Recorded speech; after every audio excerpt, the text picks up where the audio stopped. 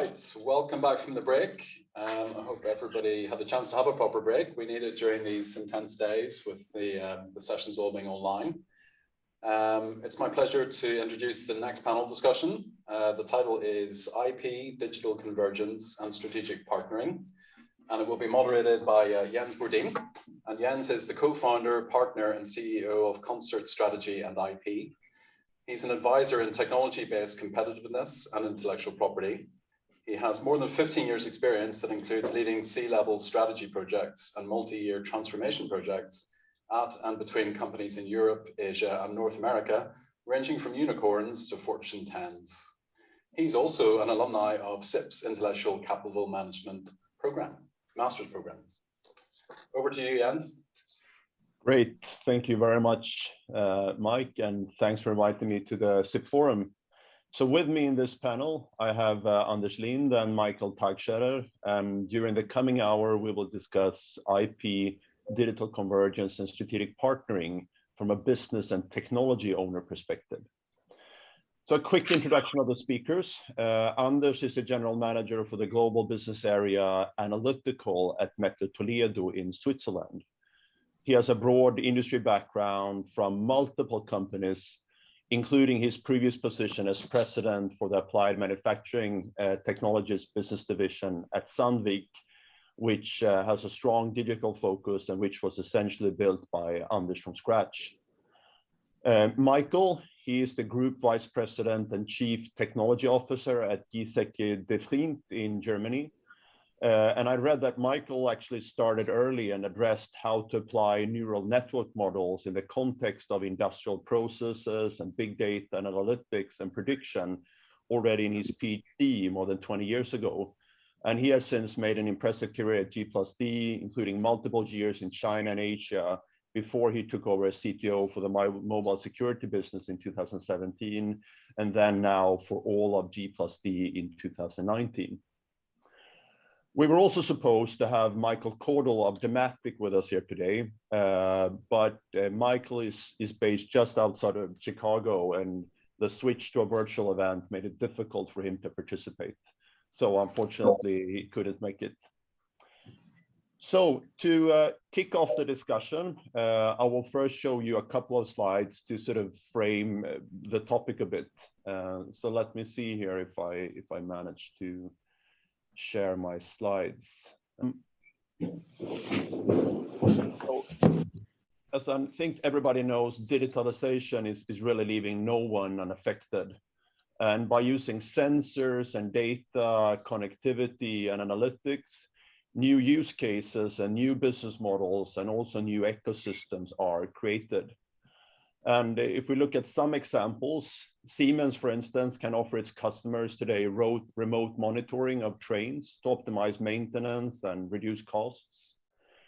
SKF is increasingly switching from selling ball bearings to instead selling reliable rotation as a service, which means that they optimize machine availability, performance rate, and quality for its customers. In 2018, Heidelberg launched a new business model, the subscription model for industrial print. Previously, its customers made separate purchasing decisions for the printing press machine investment, service and consumables, and then focused on optimal performance. But now Heidelberg takes care of all of it and guarantees maximum press availability. And if we look at a company like Kompressoren, they have spent years to develop digital twins throughout the entire life cycle of compressed air stations. And for instance, this means that the Käser now can simulate the behavior of different compressor models and thereby forecast expected costs for investment, operation, and maintenance for each of the different options. And this helps its client to choose the most cost-effective option. And these are just sort of some initial examples of what is happening right now. So if we look at sort of what this means, it's really so that that the core ambition of almost every sort of industry right now is to create this digital thread sort of throughout the different steps of the value chain. And this enables a range of different digital use cases, such as the examples I just mentioned. And the reason why this is done is to unlock new value, often in the shape of reduced investment costs, reduced operational expenditure, increased productivity, or to safeguard things such as health and safety, security, and environmental protection. And the enablers behind this are new types of technology and data-powered ecosystems, where data access control and intellectual property are key assets for negotiation leverage, for risk management, and for profitability. In every transaction or every partnership, intellectual property has an important role to play. And the focus on software and data in digital business drives the need for a more multifaceted approach to IP protection and use, where now patents are not enough anymore. For instance, data is becoming a key business asset for many, which is of course much driven by its fundamental importance for successful implementation of not least artificial intelligence. Another key area, which is increasingly discussed, is the open source area, which is an important option to speed up development in the rapid digital business environment, while of course it must be closely governed to protect differentiation and to avoid cybersecurity risks. To achieve sustainable value from digital transformation in industrial companies, the job profiles will increasingly shift towards IIoT and different kinds of digital capabilities. So you have things such as data engineers and business translators and solution architects, which are some of the new roles that we at least often see being established that don't typically sort of exist in non-digital organizations. And while many of these technology-focused roles are more natural for companies to establish, the importance of also integrating legal and IP is very often overlooked.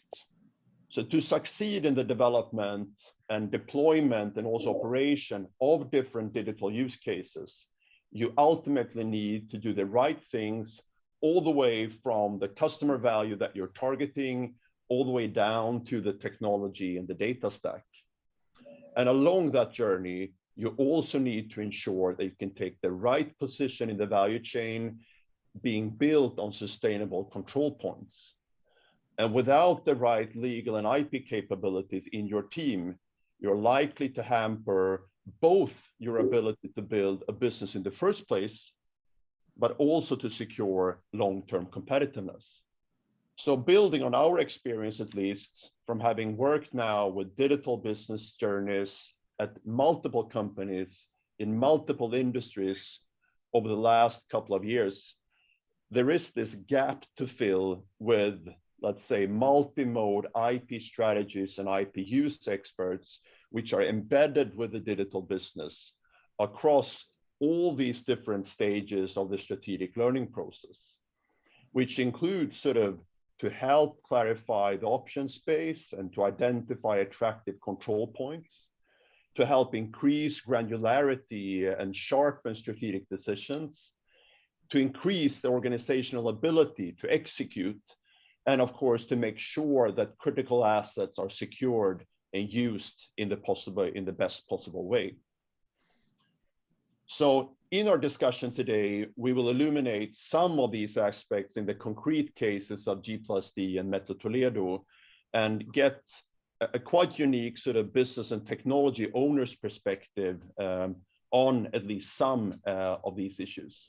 Maybe start with you, Michael. So if you can sort of just start by giving a quick overview of the journey of sort of G+D. Where did you start? What are you doing today? And why is digital important to you? Okay, I try because it's very likely that most of you do not know our company because we are family owned. I would say a small hidden champion of Germany with a quite long history, because our journey started almost 170 years ago by printing shares, so security printing. And based on that, the company always has developed it further until where we are today. So quick overview of this journey. So we started with the security printing from shares. With that know-how and technology we had in our hand, we started then a business of printing money, so printing banknotes, first of Germany and then for several countries in the world. Meanwhile, we are printing money for almost 80 countries in the world. On top of that, we are also producing the paper, the substrates for that for more than 100 countries in the world.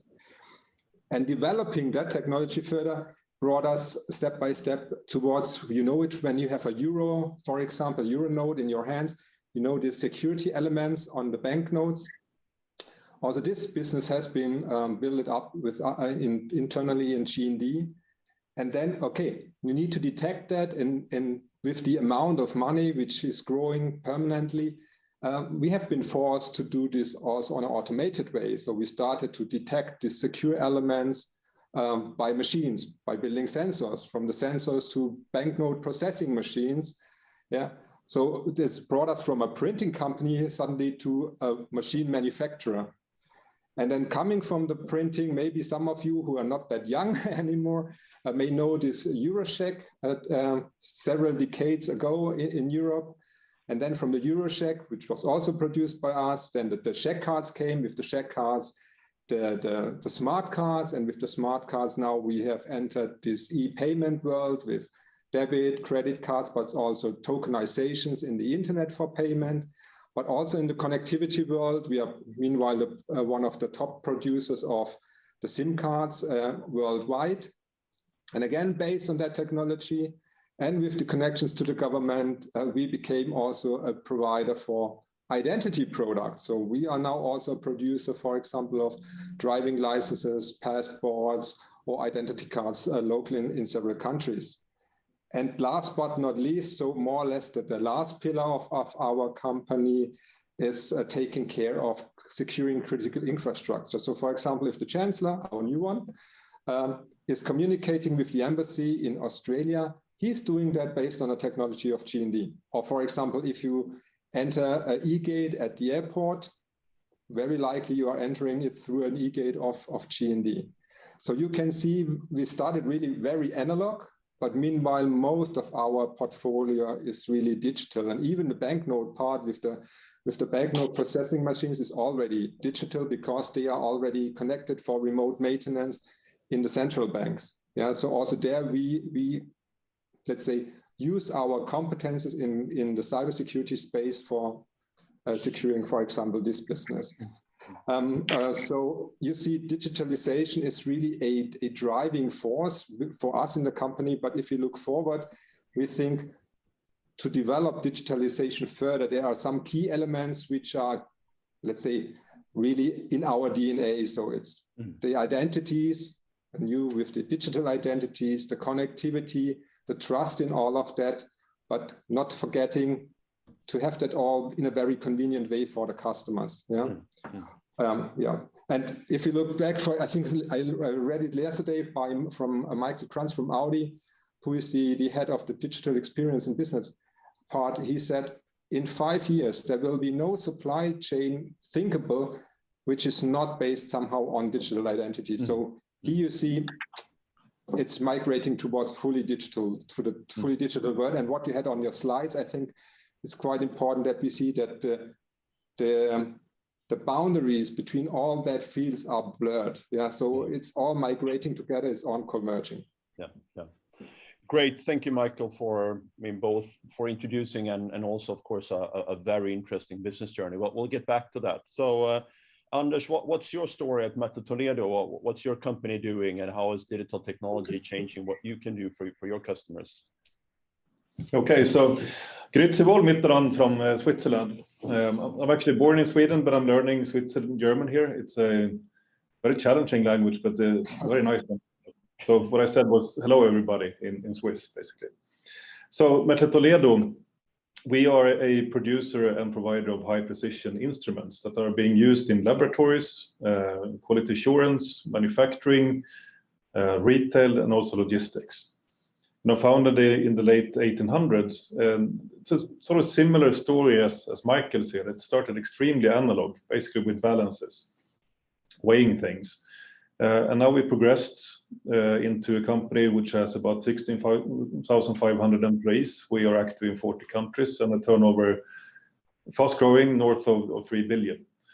Expanding our portfolio, digitalizing our instruments first. The basic steps, putting digital screens on, allowing for a better user experience that way, tying them together, integrating and creating digital threads for our customer, all the way from an R&D lab out to production and logistics.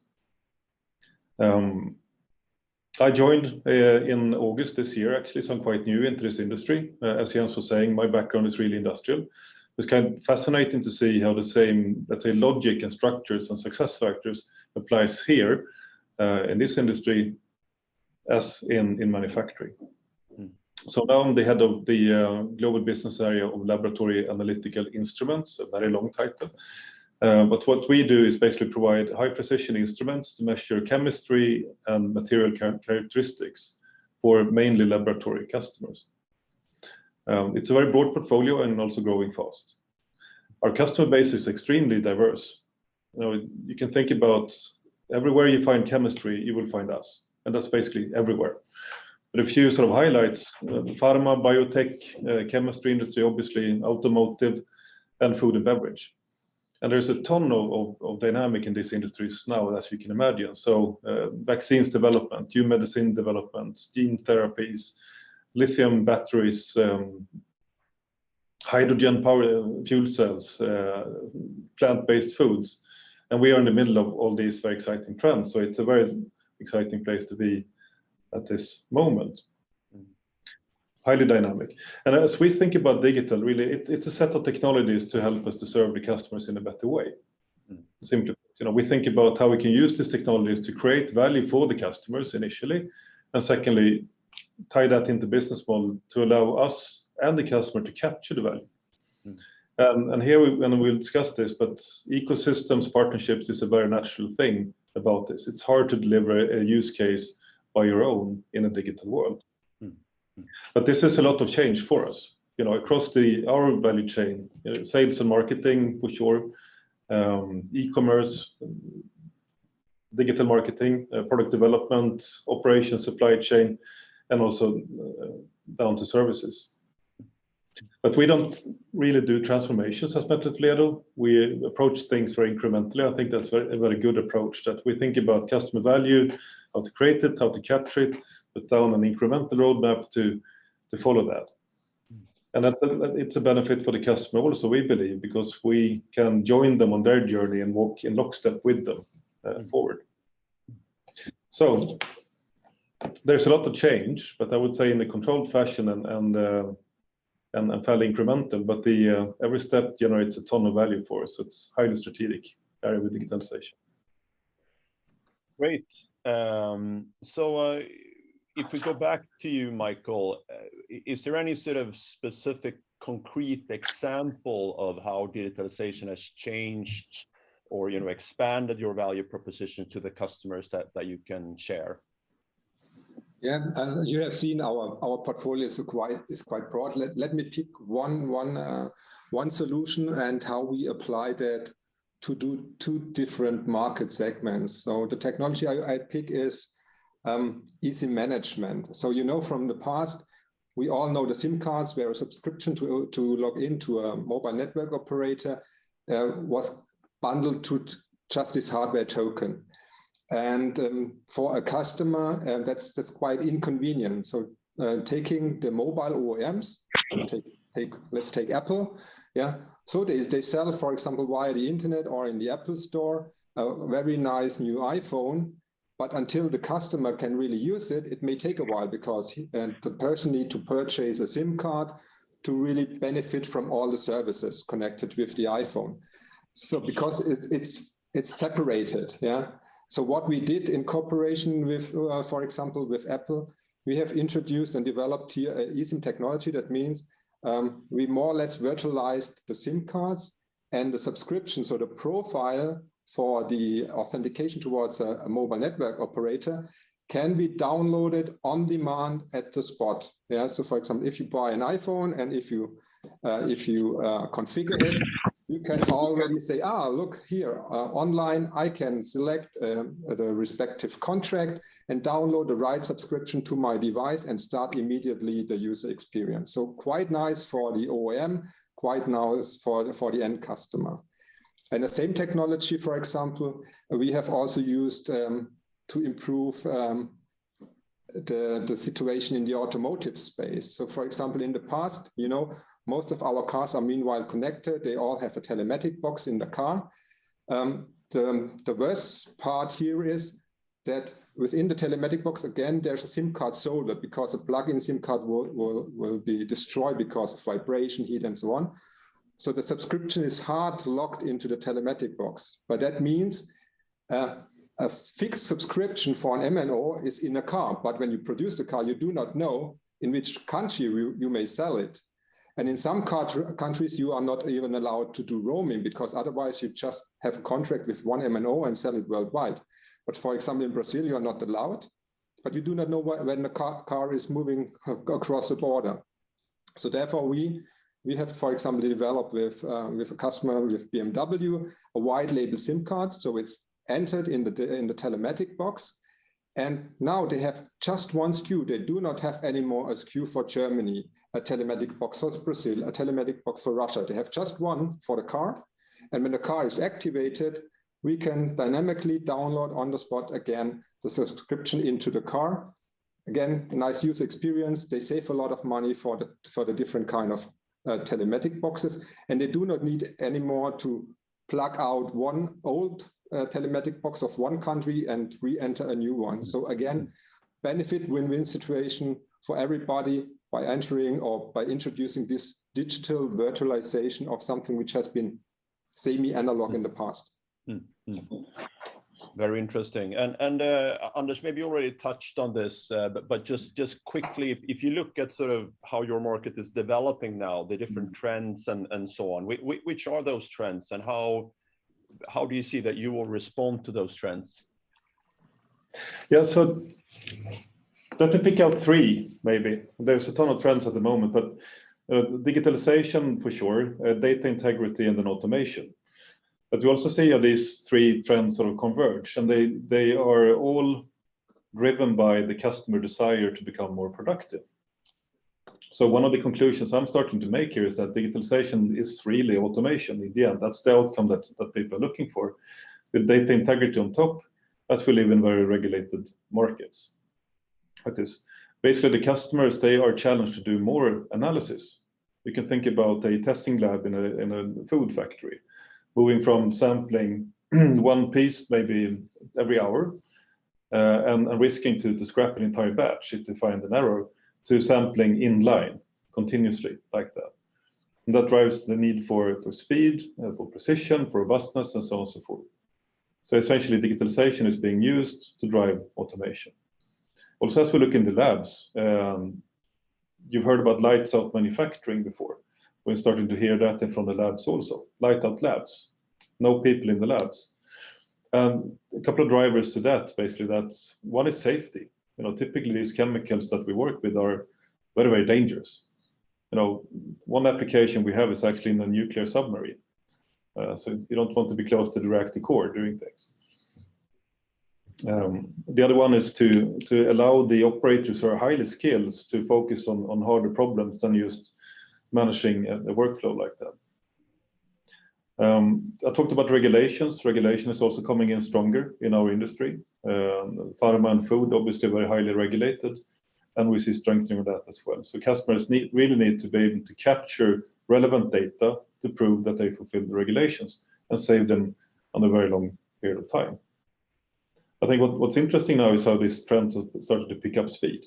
Digitalization is nothing new. It has been on the agenda for at least 10 years now. But as we listen and talk to our customers, now they're starting to get traction. They've figured out their digital roadmap, their agenda, and they're starting to select their partners. And this is a very, very important moment in our industry, at least, to be ready to support the customer here and by being able to do so, we can take a lot of market share, essentially. So it might be a bit of consolidation here in our market. So our response is really to aggressively build out capabilities in this space. Mettler has it's not well known, but we have a significant software business already since 10 years, roughly here. So it's a great platform to step off from. But now building capabilities internally to leverage these new technologies, capturing the customer requirements, translating that into products and services, and bringing those to market in new ways. That's really a focus area for us. Interesting. And if we jump over a little bit to this whole sort of partnering thing, Michael, it sounds to me like you are positioned basically at the point in the market where many different industries are right now sort of overlapping and converging. How does this convergence affect sort of your partnering and collaboration sort of strategy and ambitions? Yeah, very, very good question. I would not say it's overlapping. I would more see that applications are more and more converging. So for example, identity with payment, connectivity with payment, and so on. And so for us, the benefit here for sure is that we are a player in many of that fields already, and we can benefit from all that. But nevertheless, with this convergence of that applications, we are faced with new challenges. So for example, in the IoT space, everybody is expecting we all know these incredible big figures. In 23, 30 or 50 billion devices will be connected. But if you calculate to get to that level, that would mean we have to connect almost 1 million devices per hour. You can't do that anymore by hand. So you must automate, as Anders said, the whole process. To do so, you need competences really in many fields, in data analytics, in AI, and so on. And I think we are not anymore capable really to build up all that competences within the company. Yeah, so we rely really on partners helping us here, developing these new applications for the market, because at the end of the day, we do not sell technology. We sell a value to the market, and we are paid for the value and not for the technology. Yeah, and therefore I think it's really essential building up this network to the outside world. For sure, also for us, this is also a reason why we have founded this overlapping technology office to let's say ignore the silos we have internally, because now we have to cooperate. But this is also mandatory to the outside world. And I think there, very often the people are afraid of the big GAFAs, of the big ones. Yeah, I think we don't need to fear them. I think we need to think of where we can benefit from them. But on the other hand side, there are the quite interesting ones, or maybe the quite small ones, the startups, because they are coming with complete new ideas and solutions we were not thinking of, because we are, let's say, covered somehow in our daily business box. So therefore, I think the stretch is quite broad. Cooperate with the big ones, but also, I think, cooperate much, much, much more with the small startups. Great, and it also sounds like you've been quite successful in that. Sort of, you mentioned the Apple case before, which is certainly one of the really sort of big ones, but across the OEMs, and of course also then looking at the startups. Yeah, very interesting. Jumping over to you, Anders. I mean, you just the way you explain sort of your business, it seems like your instruments are basically sort of interlinked or sort of entangled almost into every industry to measure and collect data, which of course ultimately then drives quality and safety and productivity and so on.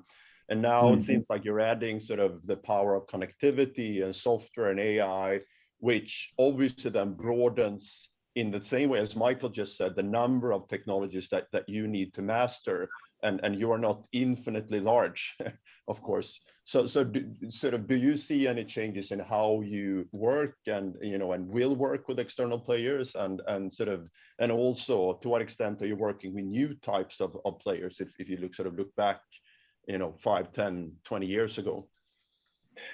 Yeah, definitely. In my mind, building and nurturing ecosystems is a key success factor to digitalization. Basically, it's all about the integration in the end to deliver the value for the customers. You need to think deeply about what position do you want to take, what is our core capability that we can leverage, and where do we need to seek partners, essentially to accelerate the development and also the go-to-market, and maybe support the go-to-market going forward.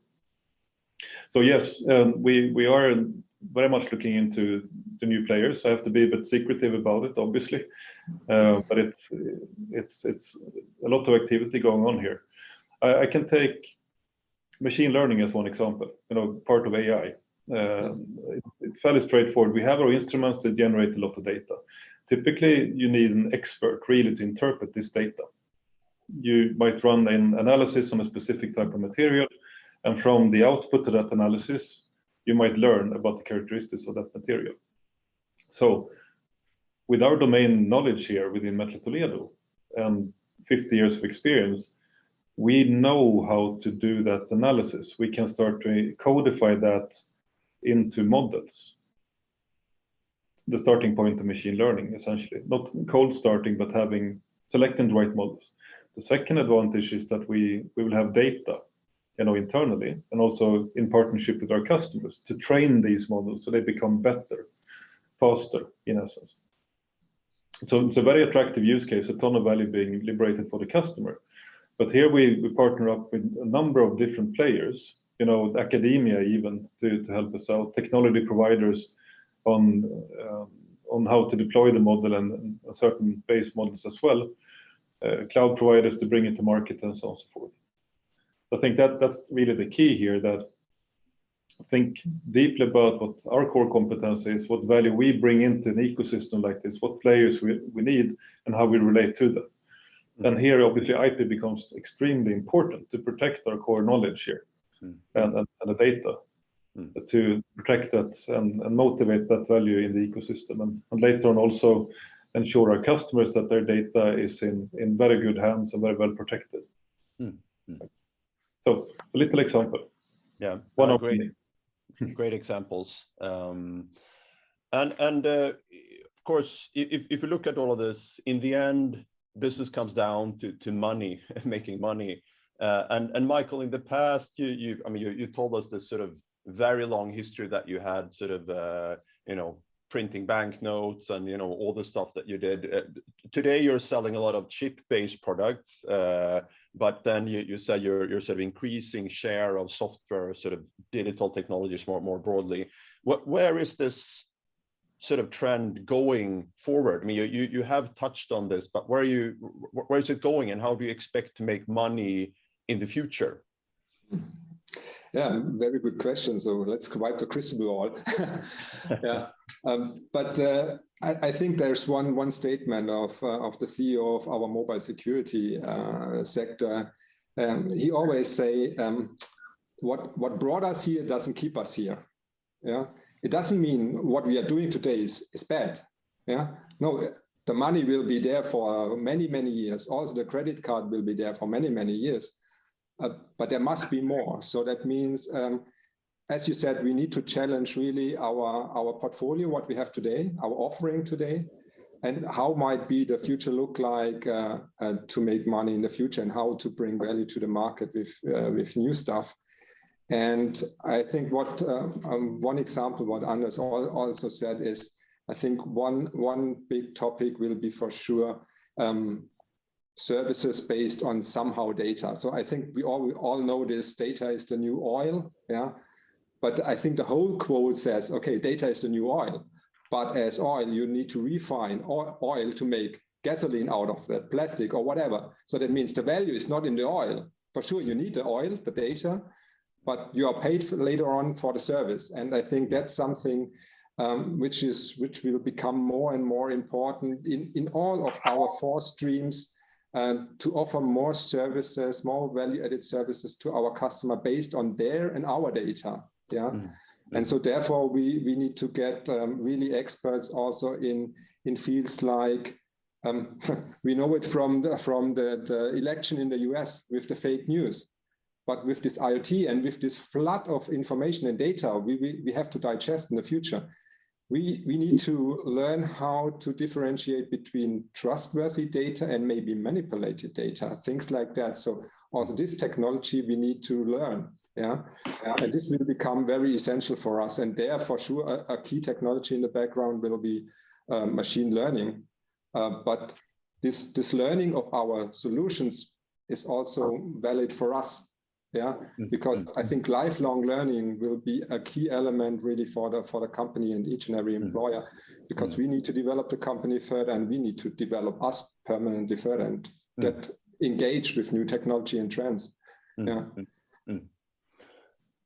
So how do you look at this, Anders? Do you expect a larger degree of service-based business models, X as a service type of models and so on, sort of moving forward, or what's your take on that? Yes. Okay. Sorry. No, I think the reason for that answer is, so we see a trend amongst the customers in the industry overall in this direction. Again, I have to be a bit secretive since this is an open call here, but we see problems that we can help the customer to solve, and they can consume the solution as a service. We see also customers wanting to consume our current offerings as a service as well. So it's a general trend in this direction. And I think it's very beneficial for both sides, basically both us and the customer to move here. And then always the question is the speed of things. It's easy to get a bit enthusiastic about this, and I think let's turn everything into service. But we have to remember that if we do that, the customer needs to consume it that way also. So they have to change their business model. This typically takes a bit of time. So it's more an evolution, I would say, than a revolution happening. And of course, that's a topic that we could discuss infinitely much about, because it's very interesting, that sort of whole process that you're talking about, sort of, the entire ecosystem changing, because obviously it's not enough that just one player in the value chain is adapting a new way of working, but sort of it needs to mature, but at the same time the change needs to happen at some point, and you need critical mass and so on. But very interesting. But we'll save that for another time. Michael, I picked up in what you said. I like this quote that you mentioned, that basically what you have today is not enough for the future, basically. Just quickly for you, I mean, you're the top technology executive. What does that mean for you in that role? Because obviously a lot of stuff is happening. You haven't mentioned it yet, but I mean, things such as quantum computing, for instance, or that there's a sort of a lot of things happening around G+D. I saw someone mention in the Q&A around sort of blockchain currencies, and I mean, all of these different things. What does that mean for you as the top technology executive? Oh, challenging question, because as the portfolio is broad, also this is a quite a broad question. For us, for sure, what I already have mentioned. So on the one hand side is this ignoring the silos internally, getting engaged with these new technologies, as you said, for example, quantum computing, blockchain, they are all affecting our business. But on the other hand, I think as collaboration is getting more and more important, I think that the topic of IP is getting more and more important. On the one hand side, it's a motivation for us, because things we are inventing, we can secure for us. We can use it as a tool in the market, for example, to prevent somebody entering at the market, because maybe we have IP on that. But we can also use it as a business element and sell, for example, licenses out. What we do today, one good examples are the security elements on the banknotes. We invent them, but we need to enable also other players in the market to produce them. So we can benefit from the licenses. So this is a big thing for us.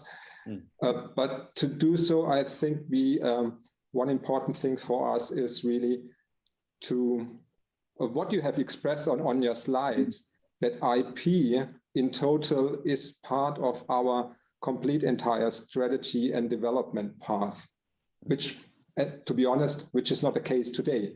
At the moment, we are more an IP management company, and we like to, or we already started a path for this business-driven IP management towards the entire product life cycle, let's say it like that. Yeah. Mm-hmm. And we are at the beginning, but we are quite confident that we are on the right track here. But this is not only for us internal, it's really for me a tool to be more competitive in the market, but also to enable also joint solution, maybe with competitors, because IP can be used really to, let's say, separate what is mine, what is yours, what is ours, yeah, because also joint IP can be developed. So therefore, I think that's not only the technology, but also, let's say, securing what we have invented for us is one of the key elements within our company. Great, and we'll get back to sort of the IP topic, but yeah, it's obviously a very interesting future, very interesting current stage, very interesting future. So if we go down now to competitiveness, and you know, if we're sort of looking at it from that that perspective.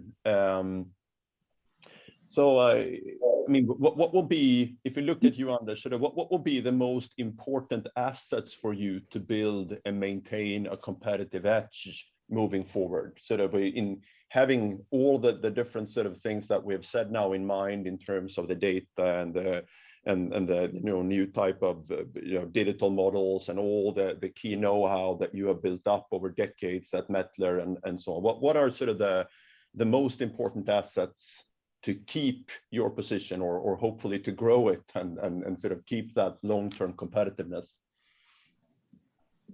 People, simply put. Then I think this is a very important aspect of this digitalization that we're seeing, that we have to develop our own capabilities to understand these technologies, to understand these business models, to understand how to build and nurture ecosystems. You know, if we talk about IP specifically here, so the IP team needs to really understand these technologies, you know, and how IP can be leveraged, maybe not as patents anymore, but in other ways to protect inventions, positions, and so on and so forth. But my focus is very much on the people at the moment. You've all heard about the war for talent. It's very, very hard to attain these talents that is needed now, that understands these new technologies on one hand, but you can't also forget that you have to invite and include also your core teams in these new developments and educate them. Digital is not a trend for a bunch of guys in funny hats and a ping pong table in a corner anymore. It's something that spans the entire enterprise, really, and so we need to educate ourselves how this works.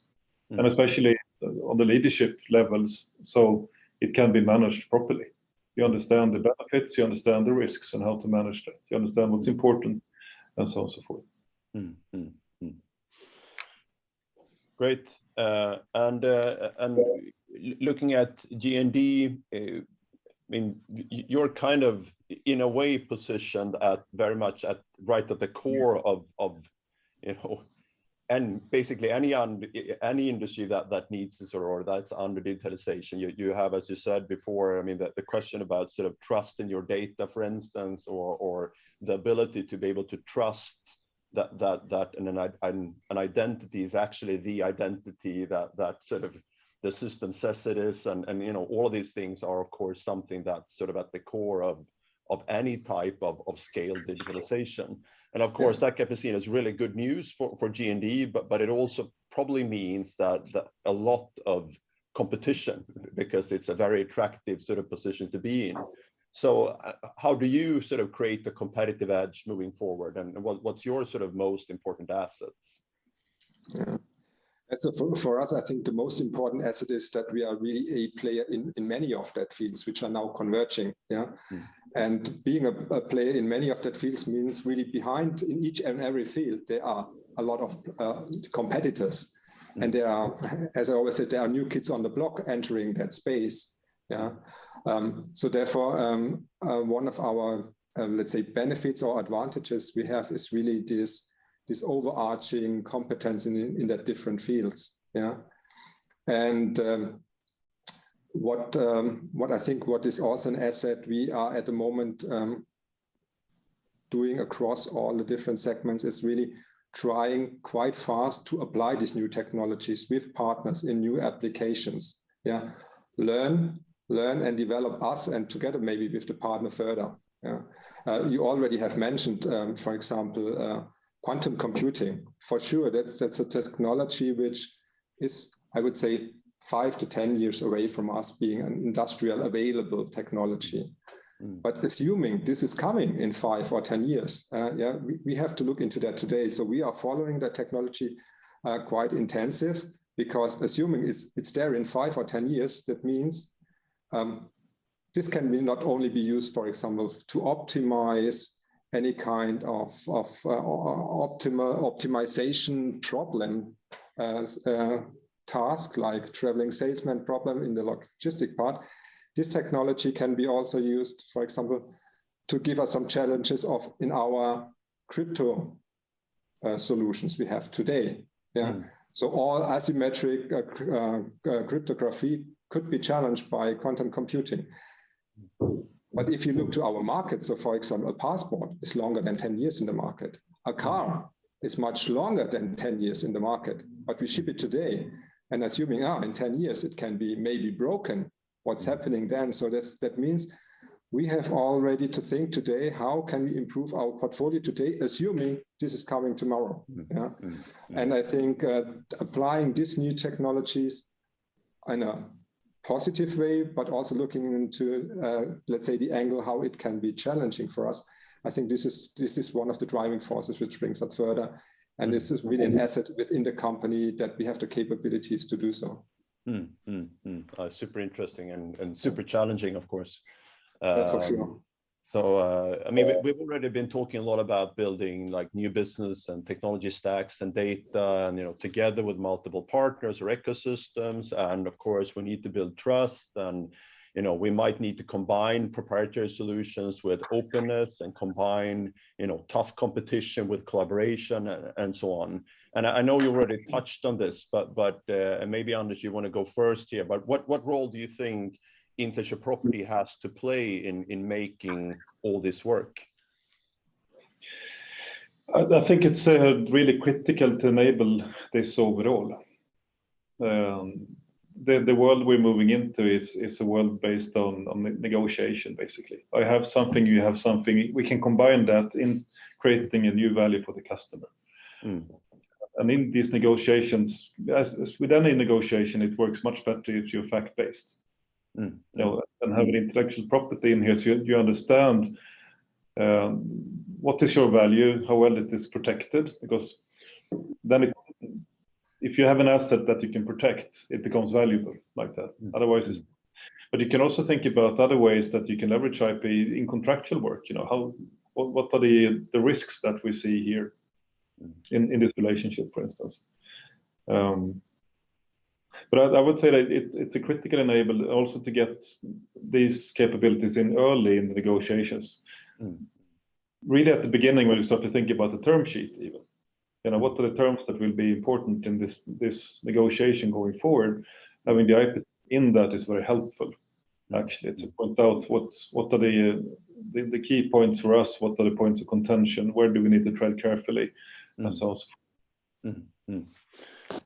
So it sounds like, and I think Michael also already did this point before, but it sounds like sort of you're basically saying that we're seeing this shift towards IP being more of, let's say, a tool in negotiation transactions, sort of rather than being this sort of protecting a specific product that we want exclusivity on in the market. Even, of course, that the exclusive and proprietary dimension can also be important, but the whole sort of ecosystem development, all the different partners, the building of new business together with others, and so on, feels like it sort of pushes IP in more towards a more sort of dynamic, let's say, transactional type of space.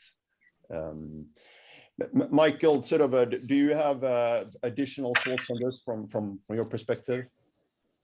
I fully agree what you said. I think, as I mentioned before, so in the past for us, IP was just a protection, let's say, stack for us. Yeah, but we did not really use it beside the secure elements on the banknotes really as a business element. But there are so many aspects or angles we can address. So, for example, instead of fighting against the competition, we can use our joint IP stacks, for example, in a cross-licensing agreement to have freedom to operate for some years. Yeah, that you can focus on the pure business instead of fighting against each other and maybe burning values. Yeah, or what you said, if there maybe are not so well seen, maybe new companies entering a market. Yeah, we can play it with the exclusivity part. Yeah. And on the other hand, if there are some partners who are interested in technology, we can also use it really as a business, as an asset we can sell to the market. So there are so different angles we need to address with IP. And as usual, it depends. It depends on the situation. It depends on the customer, on the competitor, which one we can apply. Yeah, but we need to be ready to do so. And at the moment, we are on that journey to be ready in the future. Yeah, we are not already there. And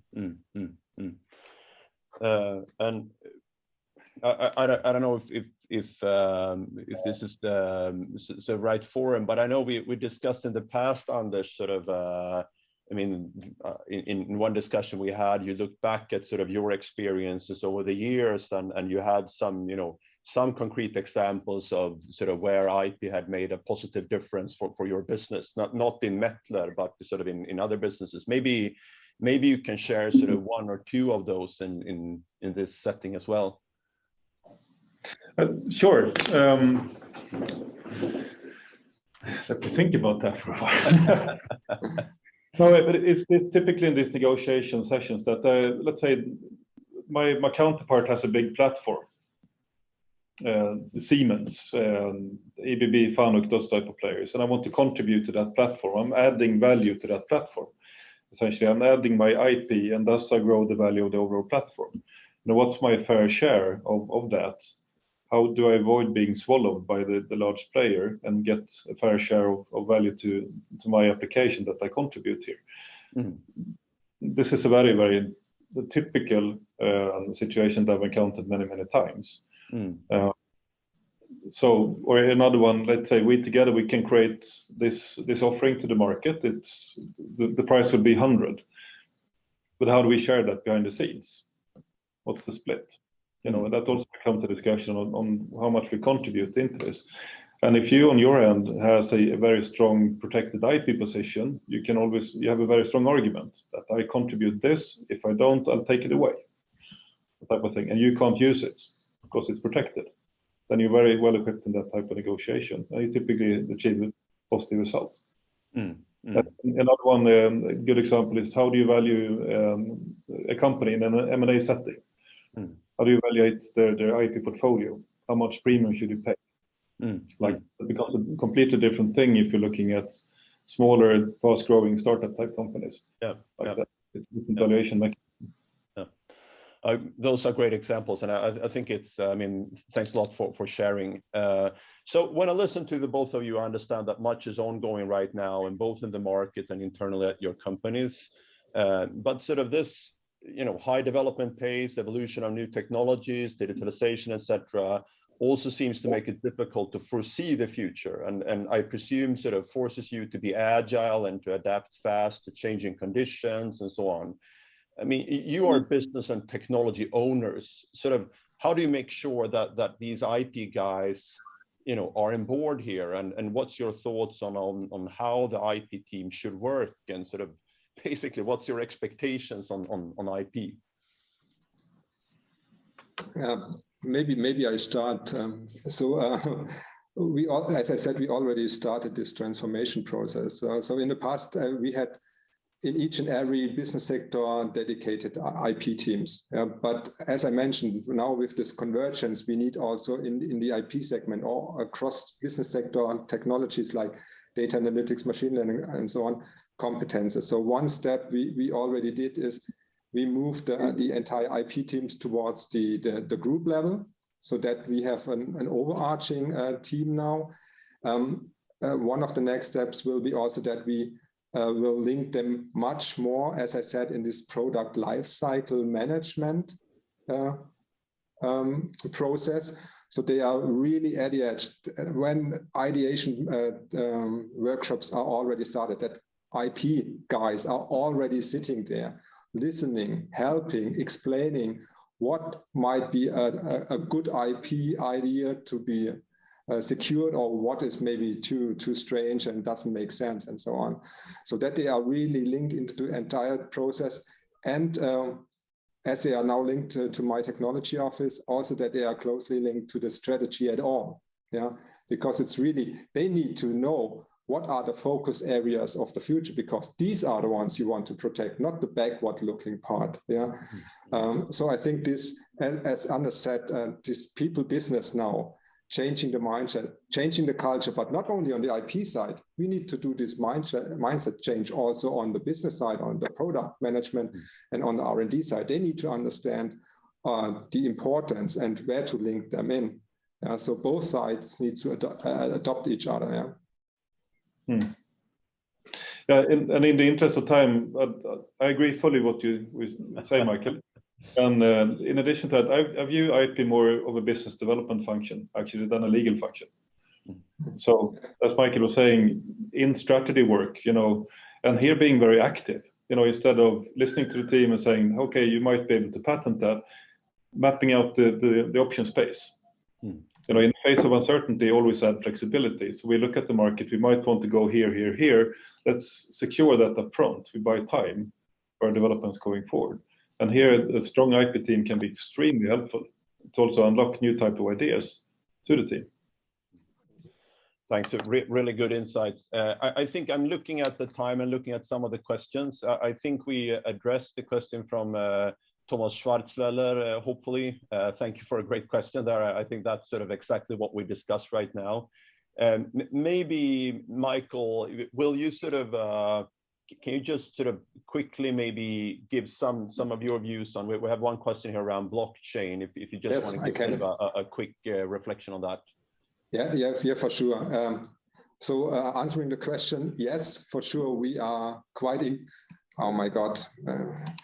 we are quite engaged in this digital currency topic, yeah, because for sure today we are delivering the analog world, and in the future, for sure, we also like to be part of this ecosystem in the digital world with this digital currency of central banks, so what we call central banks digital currency solutions. What I like to address here, blockchain is not currency. Blockchain is a technology you can apply to implement such a solution, but it's not a mandatory one. Yeah, blockchain has advantages, but especially for currency, blockchain has big disadvantages. So therefore, I think you should separate it.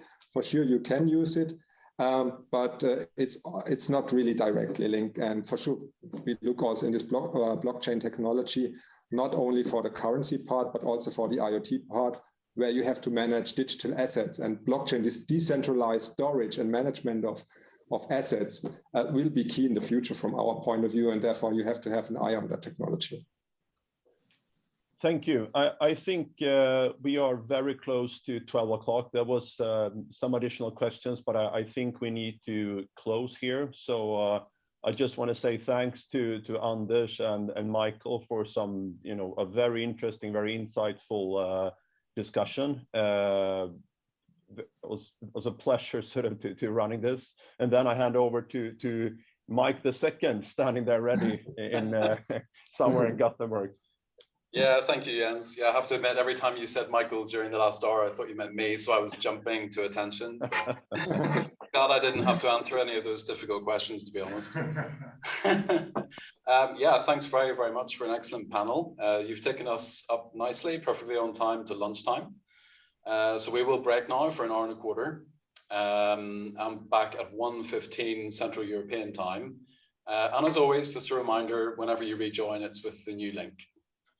So enjoy the extended break and see you here in an hour and a quarter. Thank you. Thank you very much. Thank you. Take care. Bye-bye.